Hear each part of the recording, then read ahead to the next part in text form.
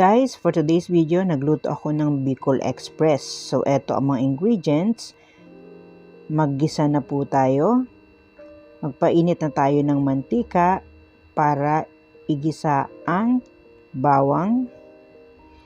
Susunod ang luya, sibuyas. Isasama na rin natin ang siling pula. Para yan po ang magpapaanghang sa ating Bicol Express. Ilagay na rin po natin ang karne ng baboy. Hintayin lang po nating maluto ang karne ng baboy. Dagdagan na natin ng paminta.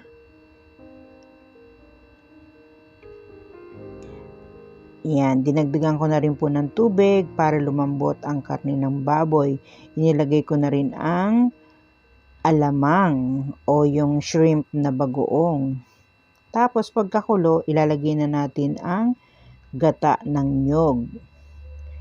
Ayan, hintayin lang po nating maluto ang gata ng nyog, yung medyo nagmamantika-mantika po.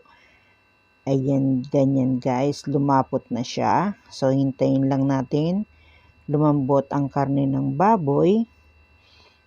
Inilagay ko na rin po ang siling green. At ayan na guys, luto na.